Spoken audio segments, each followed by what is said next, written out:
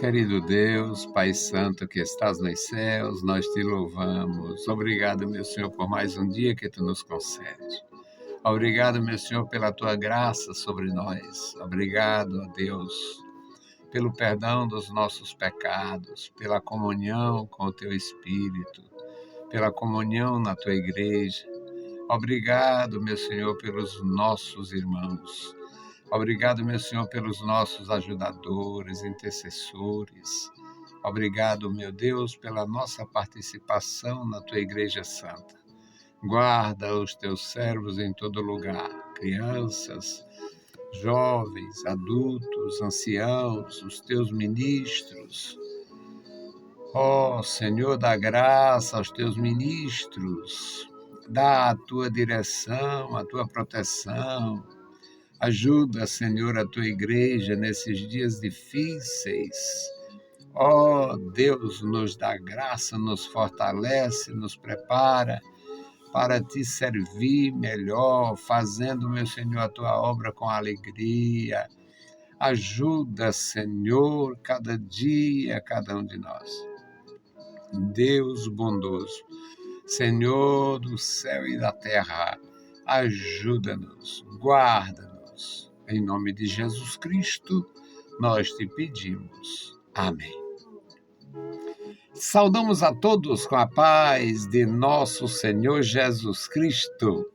Voltamos para apresentar o programa A Voz da Igreja, programa da Escola Teológica União e Crescimento, a Unicres. Nós estamos fazendo trabalho com alegria, estamos no 33º ano de rádio. Nosso trabalho é simples, é pequeno, mas é continuado. Fazemos com muita determinação, com muita alegria. Eu sou disposto e teimoso. E, ainda tendo a graça, associa a disposição com a insistência que eu falo, teimosia, com muita consciência de que é necessário fazer uma determinação fora do normal em relação a não ter muito, mas poder fazer mesmo assim. E estamos aqui.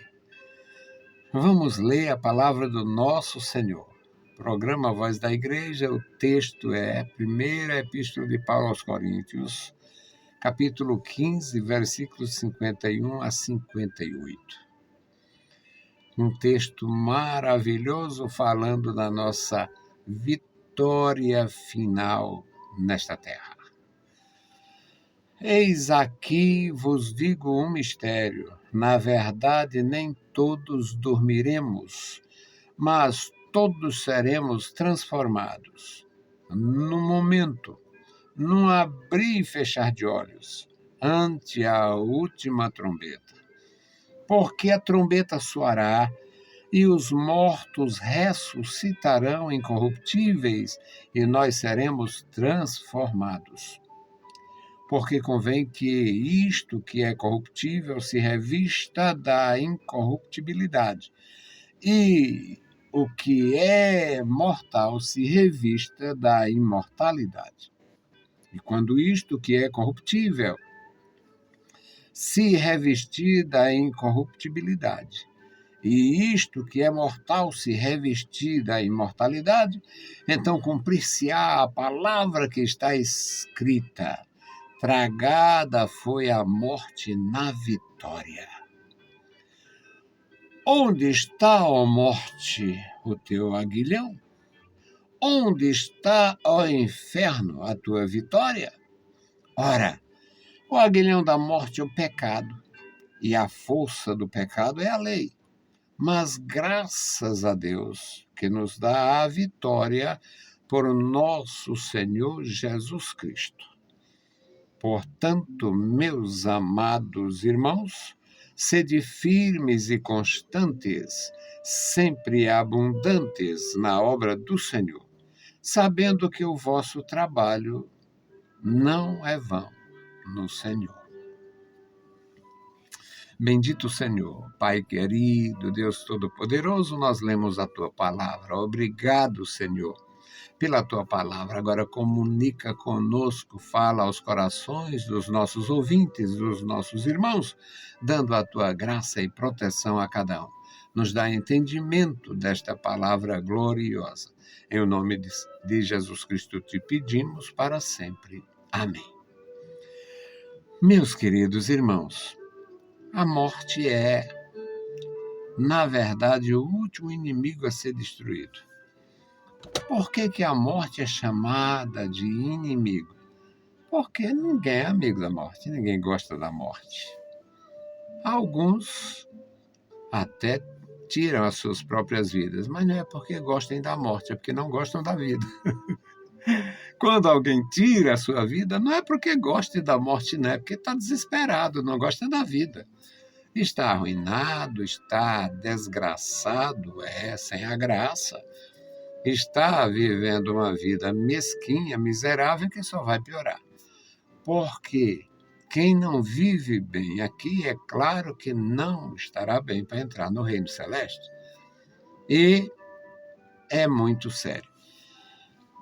Este capítulo, o capítulo 15 da primeira epístola de Paulo aos Coríntios, ele trata exatamente da vitória final. Fala de tudo a respeito do fim. O apóstolo de Jesus Cristo, cheio da graça, ele começa este capítulo falando sobre aquilo que ele vinha fazendo. Ele tinha anunciado o evangelho, ele tinha levado muitas pessoas a Cristo, pessoas que não tinham a menor informação a respeito da própria vida entre os judeus, e ele levou essas pessoas a tomar conhecimento de Jesus Cristo, apontando através do Antigo Testamento, todos os princípios do Antigo Testamento, para as promessas que fazia, que dizia a respeito ao Filho de Deus, ao Messias de Israel, Salvador do mundo, e ele levou muitas pessoas a Cristo. Ele orienta essas pessoas a permanecer em Cristo, ele fala sobre ter entregue aquela mensagem sem emendas, eu estou entregando da forma que eu recebi, e Cristo morreu pelos nossos pecados, nós somos beneficiários do reino de Deus por causa de Jesus Cristo, e ele vai falando, vai falando de todos os temas e todos os passos desta fé até chegar ao arrebatamento.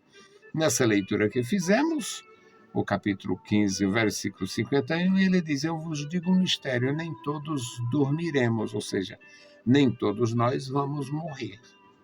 Ele acreditava que o arrebatamento poderia dar-se em seus dias. Por isso ele usa o pronome nós. Nós, aqui fica bem claro, nós nem todos dormiremos. Eis que eu vos digo um mistério, na verdade, nem todos dormiremos, mas todos seremos transformados. Ele acreditava que o arrebatamento poderia ocorrer nos seus dias. Ele não afirma, não usa data, mas acreditava. No versículo 52, ele diz, e é no momento, numa fração aqui, no momento, num abrir e fechar de olhos, quando a trombeta tocar, isso acontece. Quando a trombeta tocar, acontecerá. Porque a trombeta vai soar, ressoar, tocar. Os mortos ressuscitarão incorruptíveis. Aqui doutrina santa da ressurreição. O sujeito foi morto num acidente brabo e foi enterrado só os pedaços, sem discernimento, sem definição. Houve aqui, há uns anos atrás, um acidente aéreo e as pessoas, os profissionais naquele trabalho terrível, que aquilo deve ter sido uma coisa cruel demais para quem fez. Eles traziam sacos pretos com 30, 40, 50 quilos de pedaços. Não dava para saber se aqueles pedaços pertenciam a um homem ou a uma mulher. Era assim, era terrível. Eu visitei o sepulcro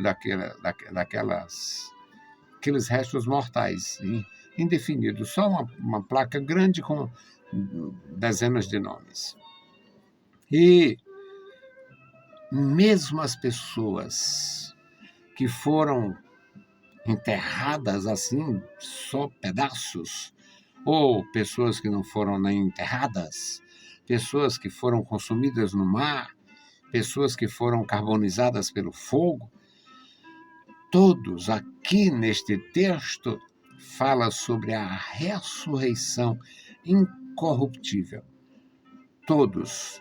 A trombeta soará e os mortos ressuscitarão incorruptíveis. E nós, novamente, ele acreditava que poderia acontecer nos seus dias. E nós seremos transformados. Porque ele vai trazer em forma de doutrina claríssima, profunda, profunda, profunda. Ele diz: porque convém, é conveniente, é necessário, convém que isto que é corruptível, a carne, o corpo, se revista da incorruptibilidade. E isto que é mortal se revista da imortalidade. Portanto, a incorrupção para aquilo que se corromperia, que tenha se corrompido. Portanto, no corpo ressurreto não há marcas da corrupção, e a transformação absoluta para os que fossem havidos por dignos do arrebatamento. Convém que haja esta grandeza, convém que haja este revestimento de incorruptibilidade para o que é corruptível. E para que haja também a transformação de um corpo que não passará pelo processo de decomposição. É grandioso, isso é palavra, isso é a sã doutrina das Escrituras. É a doutrina de uma igreja, é a doutrina de nosso Senhor Jesus Cristo, doutrina de Deus nas Escrituras, e diz respeito a todo o povo de Deus que realmente esteja sob a dependência do Senhor.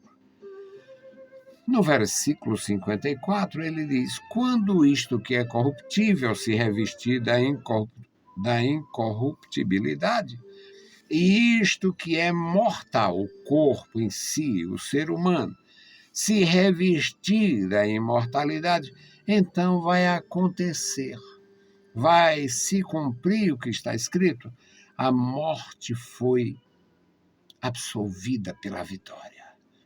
A morte foi tirada do meio. A morte foi eliminada. Tragada foi a morte na vitória. E a pergunta: onde está, ó morte, a tua arma? A arma da morte é o pecado. Por isso é que lá, quando Deus criou o homem à sua imagem e semelhança, Deus disse: não peque, se pecar morre. Não tocarás naquilo ali, a reserva divina. O limite, a limitação do ser humano. Não toque naquela árvore ali, porque se comer, morrerá. Aqui era a arma da morte. E o apóstolo de Jesus Cristo, pelo Espírito de Deus, ele diz: onde está, ó morte, a tua arma, o teu aguilhão? Onde está o teu aguilhão? Onde está, ó inferno, a tua festa, a tua vitória, a tua comemoração? Aí no versículo 56 ele expõe: ora, o aguilhão da morte é o pecado. A arma principal da morte é o pecado. Para deixar claro aquilo que Deus disse: Não toque, se comer, morre. É algo grandioso, meus amados irmãos, a gente aprender. Ora, o aguilhão da morte é o pecado. E a força do pecado, que dá vigor ao pecado, é a lei. A lei é quem condena. A lei é quem sentencia. A lei. Mas a graça de Deus. Mas a graça de Deus. Graças a Deus. Tem a graça. A graça que nos dá a vitória por nosso Senhor Jesus Cristo. Mas graças a Deus que nos dá a vitória por nosso Senhor Jesus Cristo. Não tem como não vencer. Estando seguro com Jesus Cristo, não tem como não vencer. Todos seremos vitoriosos, vencedores. Portanto, meus amados irmãos, meus queridos irmãos, meus irmãos, sede firmes, constantes, sempre melhorando, sempre abundantes, sempre preparados para ouvir, para responder, para interagir. Sede firmes e constantes, sempre abundantes na obra do Senhor, sabendo que o vosso trabalho não é inútil. O vosso trabalho não é inútil, não é vão no Senhor, não é pequeno na economia de Deus. Não tem, meus amados irmãos, como fugir da grandeza do tema e da clareza mediante o que foi exposto. Portanto, meus amados irmãos, sede firmes e constantes, sempre abundantes na obra do Senhor, sabendo que o vosso trabalho não é inútil, o trabalho não é vão, não tem como não se regozijar mediante o resultado. Porque nós, que éramos gentios na carne, não contados, não envolvidos na obra de Deus com o povo de Deus, agora nós estamos, por causa da nossa maneira de receber. Onde está, ó morte? Onde está, ó morte, a tua vitória? Que dê, onde está, qual é a lei, qual foi o princípio? É a lei de vida em Cristo Jesus, que nos livrou da lei do pecado e da morte. Não tem nada melhor do que aprender com Jesus em sua santa palavra. A palavra de nosso Senhor tem peso de glória. Louvado seja Deus. Onde está, ó morte? Onde está, ó morte? Onde está, ó morte? Onde está o teu aguilhão? Onde está a tua vitória?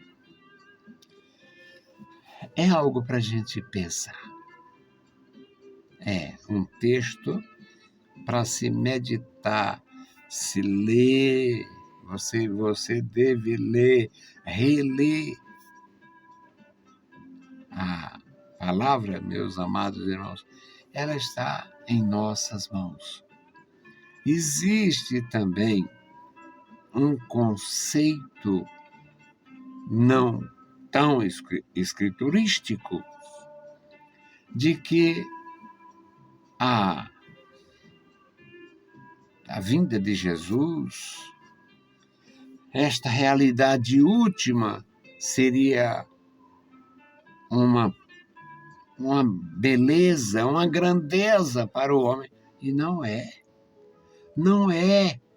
Tem nada, não existe uma única garantia para pessoas comuns, normais, carnais. Não tem uma promessa. A promessa é grande. A manifestação de Deus perdoando, revestindo, operando na vida humana. Mas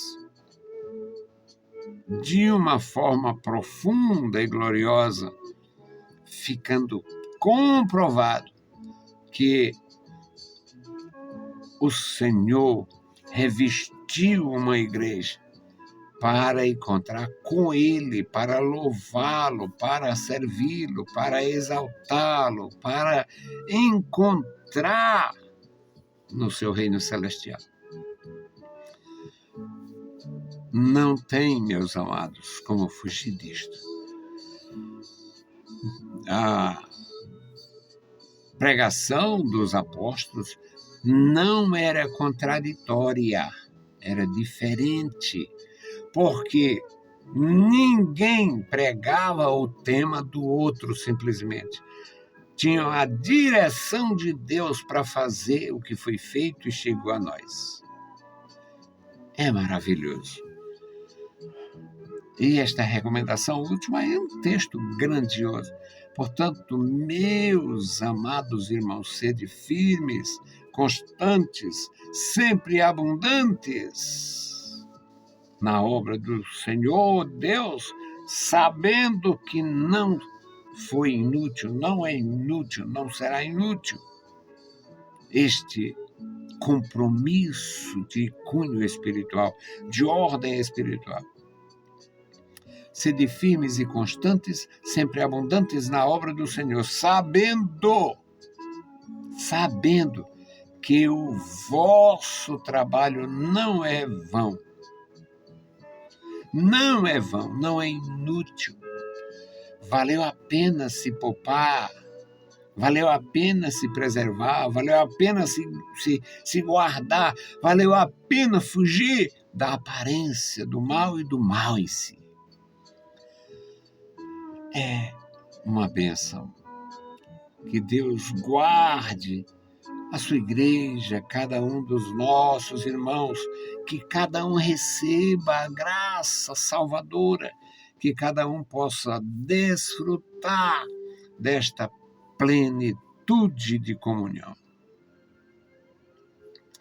Paulo, o apóstolo dos gentios, falando aos gentios, trazendo esta palavra sobre o confronto, a vitória, a grande vitória. Onde está, ó morte, que dê tua força? A força do pecado é a morte, ou a força da morte é o pecado. E a força do pecado é a lei. A lei foi cumprida fielmente, cabalmente, por nosso Senhor Jesus Cristo, para que nós entremos no terreno da graça, no solo da graça, no espaço gracioso, confiados em Jesus, só em Jesus. Nós vamos orar e vamos realmente suplicar a Deus, orar ao Senhor pela igreja desses dias. A igreja está deixando de falar desses temas, o arrebatamento, a escatologia propriamente dito. E quem está falando tem nada a ver.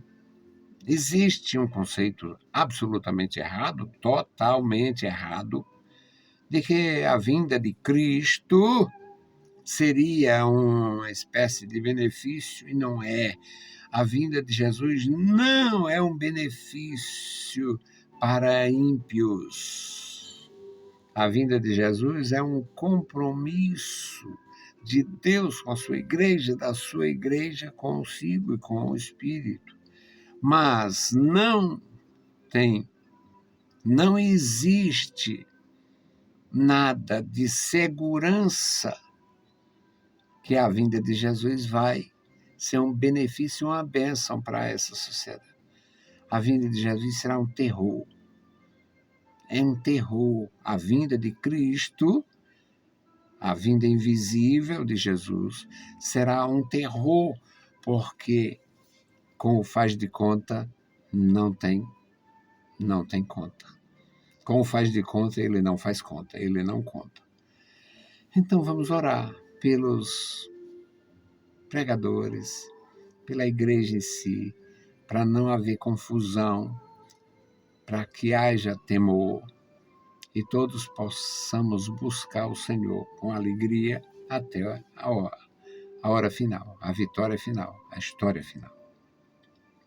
Amado Deus, Pai Santo, Pai querido que estás nos céus, nós te louvamos. Obrigado, meu Senhor, pela vida, pela salvação. Obrigado, meu Deus, pela tua grandeza e testemunho. Continua conosco, nos guardando, nos ajudando, nos dando, Senhor, a graça necessária. Ó Senhor, ajuda-nos. Guarda os meus irmãos em toda a terra. Livra o teu povo, Senhor. Livra os teus filhos, ó Deus. Livra cada um, dando força e graça, dando vigor, para que haja, Senhor, a glorificação do teu nome em nossa vida, enquanto esperamos o dia final. Em nome de Jesus Cristo, nós te pedimos. Amém. Meus amados irmãos, a paz do Senhor, leiam a Bíblia Sagrada e a graça de nosso Salvador repouse sobre vós. Amém.